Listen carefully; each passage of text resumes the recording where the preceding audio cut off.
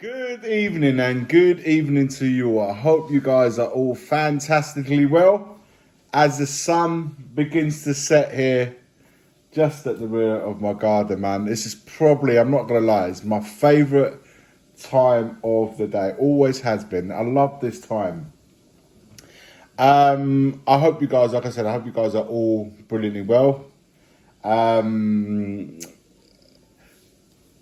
Today, as you probably saw from this morning's video, and if you haven't seen it, you should. I was back at a special place, man. One of my favourite places, minus the roadworks. I was at Hotspur Way, so if you missed that video, check it out. I was absolutely gassed. Having had the night to digest the fact that we signed James Maddison. Yes, it's not Diego Maradona. It's not Lothar Matthäus or Roberto Baggio or Ronaldinho, Messi, Ronaldo and all of that. But he's still a very good quality player. And I think it's a fit that Spurs ultimately needed for that area of the pitch. But this video is not about Maddison as such. It's more of what I've been hearing in quite a few streams. And, you know, general talk of how Ange Postecoglou is going to play next season with a back four, which kind of makes me think, why is Dyer being confirmed for next season? Whilst I totally understand, guys, that it's not going to be possible to shift everybody out of the club. And maybe Dyer, as much as me personally would move him on, it's given the amount of players that we've got to shift, it's probably not high up on the list of priorities because there's a lot more deadwood that we need to get rid of first and foremost, because they've either have no plans, there's no plans for them at the club, or there haven't been much of the plans, of part of the project, if you like, for a long time. So, and I'm talking about the players that have been out on loan for a few years now as well, so just get rid. Although, like I said, it's going to be a tough ask to do so in a window, maybe between 2 and 3. We'll see. It's early days. We'll see how much we're able to do this. Let's just focus for now this transfer market.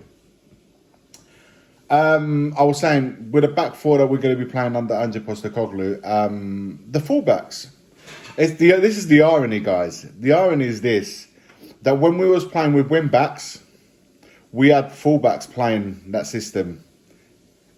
In Ben Davies, Perisic. Perisic was probably the only wing back. But we had also Ben Davies at some point in the season going to play there, and obviously Emerson Royale before we bought Porro. And Porro's a player I wanted to talk to you about as well. Now that we've got the win back in Porro and Udogie coming from Udinese, we're going to go into a back four. That's just it just makes me laugh when I think about it. But look, we're going to go to a back four, and people are saying, well, you know, with a back four, Porro is, you know, having Porro and Udogie is going to be quite risky because they're really good at going forwards, but not as good in defending. Porro's shown glimpses of that last season, that he's not as good defending. And Udogie, I saw him in the under-21s in one of the games where we Italy conceded a goal from his mistake or lack of a defensive awareness. Ultimately went on to the opposition. I can't remember if it was Switzerland. They went on to score. Left me a little bit perplexed. Going forwards, however, is really good. He assists, goals, he chips in with goals as well. So on that front, he'd be excellent. And some people have said perhaps we should look at playing one or the other, decide which side is better for us to attack.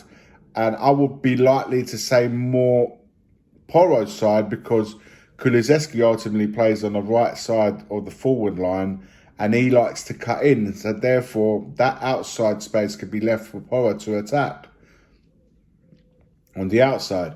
So therefore, the left-sided player perhaps make him a little bit more conservative, given that Son will be playing on that side, and it's better for his game to leave in the flank and have the person behind him, the left back behind him, be a bit more conservative, focuses more on the defensive side of it. But then again, I'm hearing that Ange Postecoglou obviously plays a different way with the inverted, the fullbacks come on the inside. It's all up in the air. So, or if you do play them both, you really have to get a defensive midfielder, number 6, if you like, that solely focuses on not only protecting the two centre backs, but also slots in at times when we may be caught too high up the field with our fullbacks, slots in and becomes a 3. Something that, if you guys remember, Dyer used to do for Spurs under Pochettino, where he used to play in that very defensive role, number 6, and used to help out Toby and Jan whenever both Kyle Walker and Rose will bomb up forward. It's an option, guys. I'm not saying we're going to go with it, but it is an option. But what I'm trying to get at, now people are starting to get worried about having both these two players at our club. Listen, I love attacking minded players, even more so if they're the defensive ones. We just have to make sure that the two guys at the back are solid. They don't mind being exposed in one-on-one situations. Quick enough if we're playing up high the line. And yes, have them flexible enough to accept that there will be situations that they have to do on a one-on-one. And therefore, they have to have the strength, they have to be clever and a little bit quick as well, because we've been playing like a low block for how long? We need to be playing up the high the line. And if we get a player on the front foot, defenders need to come up as well, and that includes the goalkeeper as well, becoming a sweeper keeper, something that we wasn't able to do before, because Lloris is someone that likes to stay on the baseline. He doesn't like ever leaving his box, let alone his area. But we're putting things in place. This goalkeeper is a little bit more modern, plays a little bit further up the pitch, can distribute with his feet as well as his hands, of course. So therefore, now the central defensive pair are going to be absolutely key. Romero is one of them. He needs to step up his game, and I'm going to really be judging Romero purely to when I feel like he has a partner to the level where we'll complement his characteristics, Romero's characteristics, defensive ones anyway. And somebody that's to the level you think, that is a quality centre back that could really work well with Romero. Then I'll be looking at Romero a little bit more. But up until now, Romero's been playing with some seriously poor defensive defenders, and that's taken away a little bit from his on performances at times. So that remains. I wanna hold back on Romero as well. So I feel like the defensive unit and that number 6, if Højbjerg, as it seems to be reported today, is likely to be moving to Atletico Madrid, that 6 becomes pivotal. Skip, Sarr, Bissouma, Bentancur when he comes back from injury, are they the ones? Maybe, I don't know. I don't know if Sarr's ready to hold that role. Is Skip ready to fill in that role? I'm not so sure. It all depends on how Ange Postecoglou sees them. But I really think we need something else. I've said I wouldn't even mind a player like Tyler Adams from Leeds. I know many are going to straight away go, what? Tyler Adams from Leeds, I've seen him play for the US, is a good number 6. But Amrabat from Fiorentina would be amazing to have someone like him. But it's going to cost money. So we need to prioritise, not that isn't a priority, but how much money we're going to spend them on. We're not going to spend 200-300 million. So look at Declan Rice. It's gone to them lot across the road for 105 million. Where are we going with these prices, by the way? 105 million for Declan Rice. A good player, don't get me wrong. 105 million. And you look at some of the prices of players going to Saudi Arabia. Who it looks to me that Saudi Arabians want to own all the players, to say that they have all these players and then they're going to start loaning them out to the Premier League. It's like NBA. It's becoming like NBA. Anyway, got a bit off topic there, but I think the next few weeks in that pivotal area of the pitch, now the defence, now we've got the attacking mid sorted out, Kane situation, one way or another, whether we tackle it this year if he decides to leave to go to Bayern or wherever else, or next season, which will definitely go if he doesn't sign a new contract. We need to start addressing that area as well. But for me, that defensive part is the most important part, and how we sort the middle pit with the two centre-backs, perhaps the holding mid, will also have an impact on how we decide to play with our fullbacks. If we're going to both attacking, or one side more attacking than the other one being more conservative. Guys, that's my evening thoughts as the sun heads down, or heads away, or heads to another part of the world. Let me know your thoughts instead in the comments below. Like, comment and subscribe. As always, guys, your support is honestly it's invaluable for me. I love it.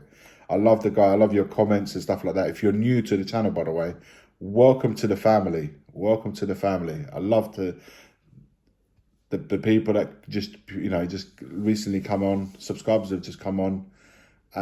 Give their view. I've seen so many new names that I've never seen before. It's great to have you on board, and I'm sorry if I don't thank you enough in the videos I do in the mornings. But it's so crazy in the mornings. But now I've got a bit of time, chilled. Thank you guys for coming aboard and joining the Spurs family. Thank you to the most loyal ones that have been here from the get-go, from the day one. They've been through the old channel that got taken down. Now we have a new one that we're trying to grow again. You guys have come back on board. Big up to you guys that have been here from the get-go. And everybody else that chooses to come on, welcome, welcome, welcome to Tottenham Away. And thank you again for your support, guys. It truly means a lot. Smash that like. Make sure you smash the like to this video. Go and have a look at this morning's Hotspur Away video. Subscribe if you haven't already done so. Many of you watch the channel but don't subscribe. I don't know why. It's free of charge. There's no cost. Make sure you hit that subscribe. Activate the notification bell to gives you all the latest notifications of when any uploads such as this, an impromptu one like this one here tonight, and all the other uploads, and of course live whenever we go live. Let me know your thoughts in the comments below. Like, comment and subscribe. And as always, forever always, it's come on you Spurs. The first game we look for, Robbie. Tottenham away. When we got Tottenham away.